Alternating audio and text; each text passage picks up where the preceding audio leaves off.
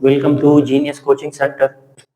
अच्छा, हम आज पढ़ेंगे केमिस्ट्री का चैप्टर नंबर 2, उसका इंट्रोडक्शन या उसमें हम एटम्स के बारे में पढ़ेंगे। क्योंकि चैप्टर का नाम है एटॉमिक स्ट्रक्चर, तो स्ट्रक्चर को एक्सप्लेन करने से पहले हमें एटम के बारे में पता होना चाहिए कि एटम क्या है, एटम कब किसने डिस्कवर किया है, और ये सब चीज जो है हम जान लेंगे। तो फिर आहिस्ता आहिस्ता जो है एटॉमिक स्ट्रक्चर, उसके अंदर जो जो भी कंस्टिट्यूएंट है, जो जो भी पार्ट्स है, वो वन बाय वन डिटेल में पढ़ेंगे। तो आइए स्टार्ट लेते हैं एटम से। हमारा टॉपिक क्या है? एटम। एटम का सबसे पहले मीनिंग, मतलब इसका ये जो लफ्ज है ये कौन सी जुबान से डिराइव हुआ है और इसकी मीनिंग क्या है। तो एटम का जो लफ्ज है ना, the word atom has been derived from Greek word. ये ग्रीक वर्ड एटोमोस से डिराइव हुआ है। एटम का जो लफ्ज है ये ग्रीक वर्ड एटोमोस से डिराइव हुआ है, जिसकी मीनिंग है क्या? इनडिविजिबल, अनकटेबल, जिसको हम मजीद हिस्सों में डिवाइड ना कर सके, या जिसको हम मजीद डिवाइड ना कर सके। अगेन बता रहा हूं कि एटम का जो लफ्ज है ये ग्रीक वर्ड एटोमोस से डिराइव हुआ है, जिसकी मानी है क्या? इनडिविजिबल, या जिसको हम मजीद काट नहीं सकते, एक ऐसा सब्सटेंस जिसको हम मजीद डिवाइड ना कर सके। अच्छा, इसके बाद हिस्ट्री का मतलब एटम को, एटम का लफ्ज या इसके लिए एटम्स का लफ्ज किसने इस्तेमाल किया है, या एटम को एटम का नाम किसने दिया है। तो फर्स्ट टाइम कब? 400 बीसी में। बीसी का मतलब आप लोगों को पता होगा, बिफोर क्रिश्चियंस, मतलब ईसा अलैहिस्सलाम से पहले का जो दौर है उसको हम बीसी जो है कहते हैं। तो उससे 400 ईयर एगो साइंटिस्ट का नाम या फिलोसफर था, फिलोसफर का नाम क्या था? डेमोक्राइटस। डेमोक्राइटस ने 400 बीसी में सजेस्ट किया था that matter is made up of small particles. उसने बताया था कि ये जो मैटर है ना, इससे पहले कंसेप्ट ये था कि मैटर जो है वो इनडिविजिबल है, मतलब उसको हम डिवाइड नहीं कर सकते। लेकिन वो एक ग्रीक फिलोसोफर था, उसने बताया था कि ये मजीद डिवाइड हम कर सकते हैं इनटू स्मॉल पार्टिकल्स, और वो जो स्मॉल पार्टिकल है फिर उसको हम मजीद नहीं डिवाइड कर सकते। वो क्या है हमारे पास? इनडिविजिबल है। वो जो स्मॉल पार्टिकल है ना वो इनडिविजिबल भी है, मतलब उसको हम डिवाइड नहीं कर सकते। क्योंकि उस टाइम 400 बीसी, मतलब ईसा अलैहिस्सलाम से 400 साल पहले इलेक्ट्रॉन, माइक्रोस्कोप और इन चीजों का तो कॉन्सेप्ट ही नहीं था, कोई टूल्स नहीं थे जिससे एटम्स को डिवाइड कर सके, या जिसके थ्रू एटम का एनालिसिस कर सके। तो उसने बताया था कि ये जो मैटर है ये छोटे छोटे पार्टिकल से बना है मिलकर, और वो पार्टिकल हम मजीद नहीं डिवाइड कर सकते, उन पार्टिकल्स को हम एटम्स कहते हैं। फिर उसके बाद कौन आया था? जॉन डाल्टन, एक इंग्लिश स्कूल टीचर था, उसने बताया था, वो डेवलप दिस आइडिया साइंटिफिकली, मतलब फर्स्ट साइंटिफिकली उसने बताया था कि ये जो मैटर है ये छोटे छोटे पार्टिकल से बना है, इंडिविजुअल पार्टिकल, और उन पार्टिकल को हम क्या कहते हैं? एटम्स कहते हैं। आइए पढ़ते हैं इसका डिफिनीशन, एटम को डिफाइन हम कैसे करेंगे। तो दो डिफिनीशन हम चैप्टर 1 में कर भी चुके थे, वो भी रिवाइज कर लेंगे, और तीसरा डिफिनीशन भी यहाँ कर लेंगे। जो आसान हो आप लोग वही लिख ले फिर। अच्छा, the smallest particle of an element, element आप लोग जानते हैं पेयर फॉर्म में हमारे पास एलिमेंट है, कंपाउंड है। अगर सेम एटम हो तो एलिमेंट, डिफरेंट एटम हो, होल रेशो में हो तो उसको फिर हम कंपाउंड कहते हैं। तो वो तो लेक्चर 1 में, सॉरी चैप्टर 1 में हम डिटेल में पढ़ चुके हैं। अगर कवर नहीं है तो वहां से जाके सही से कवर कर ले। और तो उसने बताया था एलिमेंट कि ये जो क्या है, एटम जो है ये एलिमेंट का स्मॉलेस्ट पार्टिकल है। लेकिन कैसा? Smallest particle of an element that has the properties of that element, element का स्मॉलेस्ट पार्टिकल, लेकिन उस पार्टिकल में एलिमेंट के प्रॉपर्टीज मौजूद होंगे, ये बात याद रख ले। अब एलिमेंट में मजीद इलेक्ट्रॉन, प्रोटॉन, न्यूट्रॉन भी पाए जाते हैं, लेकिन इलेक्ट्रॉन में उस एलिमेंट की प्रॉपर्टीज नहीं है, इलेक्ट्रॉन तो उसकी तो अलग प्रॉपर्टीज है। तो ये डिफिनीशन के एलिमेंट का स्मॉलेस्ट पार्टिकल जिसमें इस एलिमेंट के प्रॉपर्टीज मौजूद हो तो उसको हम क्या कहते हैं? एटम कहते हैं। अगेन मैं बता रहा हूं कि एलिमेंट को मतलब एटम में डिवाइड कर सकते, फिर एटम को हम इलेक्ट्रॉन, प्रोटॉन, न्यूट्रॉन में भी, और भी काफी सारे पार्टिकल हैं उसमें भी डिवाइड कर सकते हैं। लेकिन इलेक्ट्रॉन में उस एलिमेंट के प्रॉपर्टीज नहीं है। लेट्स सपोज हाइड्रोजन से हमने इलेक्ट्रॉन निकाल दिया तो इलेक्ट्रॉन में उसकी प्रॉपर्टीज नहीं है। ऑक्सीजन में ऐसे इलेक्ट्रॉन निकाल दे तो चलो इलेक्ट्रॉन स्मॉलेस्ट पार्टिकल तो हो गया, लेकिन उसमें उस एलिमेंट के प्रॉपर्टीज मौजूद नहीं है। तो ये स्मॉलेस्ट पार्टिकल हमारे पास एटम हो सकता है जिसमें प्रॉपर्टीज मौजूद हो। दो और भी डिफिनीशन जो है मैं सिर्फ दोहरा लेता हूँ, बाकी आप लोग ये डिफिनीशन या वरना चैप्टर 1 वाले डिफिनीशन याद कर लेंगे। पहला ये है कि the smallest particle of matter that can और कैन नॉट एग्जिस्ट इंडिपेंडेंटली, जो मैटर का स्मॉलेस्ट पार्टिकल जो आजादाना तौर पर जिंदगी गुजार भी सकते हैं और नहीं भी गुजार सकते। मैंने दो अल्फाज इस्तेमाल किए, गुजार भी सकते हैं और नहीं भी गुजार सकते।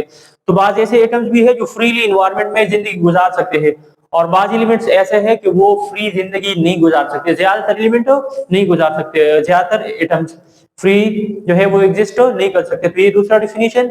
तीसरा हमारे पास कि the smallest particle of atom that can take part smallest particle of element that can take part in chemical reaction, element का स्मॉलेस्ट पार्टिकल जो केमिकल रिएक्शन में हिस्सा ले सके उसको हम एटम कहते हैं। आइए पढ़ते हैं इसके बारे में मजीद।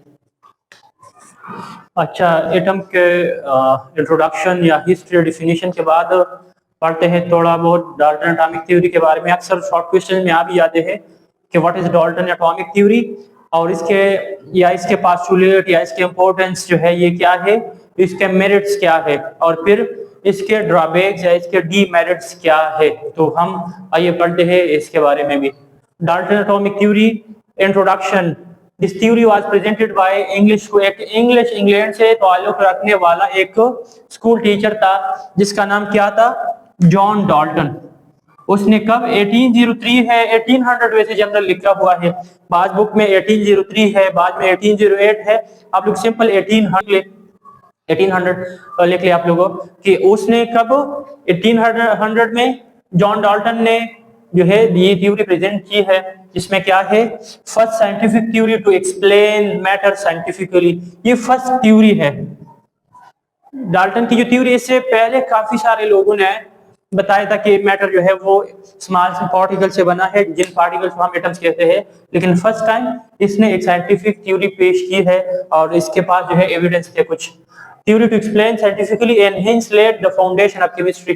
जो मॉडर्न थ्योरी है इसका बुनियाद किसने रख दिया है, जॉन डाल्टन ने। मतलब इसके बाद जो है साइंटिस्ट मजबूर हो गए, वो जो है उन्होंने टूल या जो इंस्ट्रूमेंट्स थे वो उठा लिए, साइंटिस्ट ने एक्सपेरिमेंट स्टार्ट कर दिया और मॉडर्न केमिस्ट्री जो है वो एक्सप्लोर होना शुरू हो गई है। तो कब, डाल्टन एटॉमिक थ्योरी के बाद।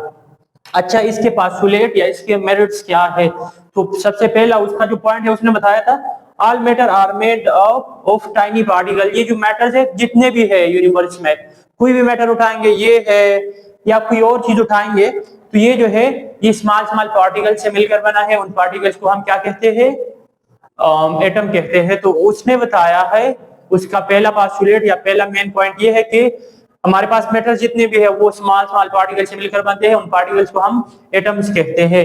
ये उसका पहला पास्टुलेट था। दूसरा postulate, atom can not be created, destroyed और सबडिवाइडेड।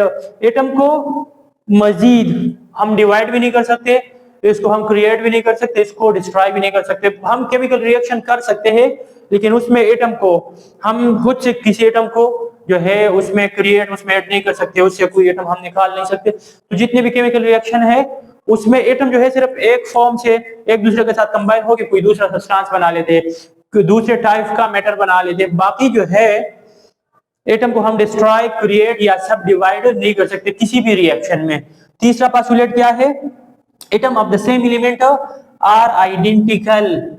जितने भी एक एलिमेंट में जितने भी एलिमेंट्स है वो आइडेंटिकल होंगे। हर एक एटम जो है वो सेम, उसकी प्रॉपर्टीज और उसका जो एटॉमिक मास है वो सेम ही रहता है। किसने बताया है, जॉन डाल्टन ने। ये पॉइंट याद रखे, ये बाद में डीमेरिट में ये पॉइंट हम डिस्कस करेंगे। अच्छा, atom of different element have different properties and masses. उसने बताया था कि अगर सेम एलिमेंट से कोई एटम बिलोंग करता है तो उनकी प्रॉपर्टीज हर जगह पे सेम ही रहती है, जबकि अगर डिफरेंट, फॉर एग्जांपल कार्बन एक एलिमेंट है, दूसरा हाइड्रोजन है, एक एटम हमने कार्बन से निकाल लिया, दूसरा हमने हाइड्रोजन से, तो कार्बन और हाइड्रोजन की प्रॉपर्टीज एक दूसरे से डिफरेंट, इसके अलावा इनके मासेस भी एक दूसरे से डिफरेंट। तीसरा पास्टुलेट था नंबर 4, उसने बताया कि एटम ऑफ द डिफरेंट। अच्छा, ये हो गया। फिर उसने बता दिया number 5, when different atom combine in whole ratio, अगर हम होल रेशियो में एटम को डिफरेंट एटम को कंबाइन करेंगे तो वो कंपाउंड बनाते हैं, अगर सेम एटम को कंबाइन करेंगे तो वो क्या बनाते हैं, एलिमेंट बनाते हैं। आइए बढ़ते हैं इसके ड्रॉबैक्स या इसके डीमेरिट्स। अच्छा, इंट्रो और पोस्टुलेट्स के बाद डाल्टन एटॉमिक थ्योरी का ड्रॉबैक्स पढ़ेंगे। ड्रॉबैक्स या डीमेरिट्स या defects of Dalton atomic theory, उसमें क्या क्या डिफिशियंसीज है, कौन कौन से पॉइंट्स है जो उसने एक्सप्लेन नहीं किए। तो देखिए, एटम इज डिविजिबल, उसने बताया था एटम को हम मजीद डिवाइड नहीं कर सकते, जबकि एटम को बाद में साइंटिस्ट ने मोर देन 200 पार्टिकल में डिवाइड कर लिया है, तो एटम इज डिविजिबल। उसने क्या बताया था कि एटम जो है वो डिविजिबल नहीं है, पहला डीमेरिट है। दूसरा, एटम ऑफ द सेम, उसने बताया था ना पोस्टुलेट नंबर 3 कि जो एटम है सेम एलिमेंट के, उनके मासेस हमेशा सेम ही रहेंगे या उनके प्रॉपर्टीज और मासेस सेम रहते हैं। उसने बताया था ना, मैंने बता दिया कि आप लोग ये पॉइंट याद रख ले, स्टार्ट में मैंने बता दिया। तो atom of the same element में हैव डिफरेंट एटॉमिक मासेस, उसने बताया था अगर सेम एलिमेंट के एटम है तो उनके मासेस भी सेम ही होंगे, जबकि ऐसे एलिमेंट्स भी है जिनमें जो एटम्स मौजूद हो उनके मासेस डिफरेंट हो। फॉर एग्जांपल, कार्बन है, कार्बन का एटॉमिक नंबर 6 है, मास नंबर 12 है, कार्बन 6 और 13 है उसका मास, और कार्बन 6 उसका एटॉमिक मास जो है वो क्या है, 14 है, मास नंबर उसका क्या है, 14 है। तो इसको हम क्या कहते हैं, आइसोटोप्स कहते हैं। उसने आइसोटोप के बारे में कोई एक्सप्लेनेशन नहीं दिया था कि मतलब सेम एलिमेंट के ऐसे एटम जिनके एटॉमिक नंबर तो सेम हो लेकिन मास नंबर डिफरेंट हो, तो ये उसने एक्सप्लेन नहीं किया।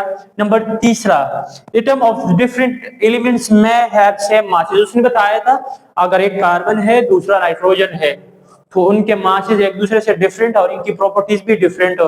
तो अब आइए देखते हैं, कार्बन 14 ऊपर हमने पढ़ लिया ना, और नाइट्रोजन का मास क्या है, 14 है।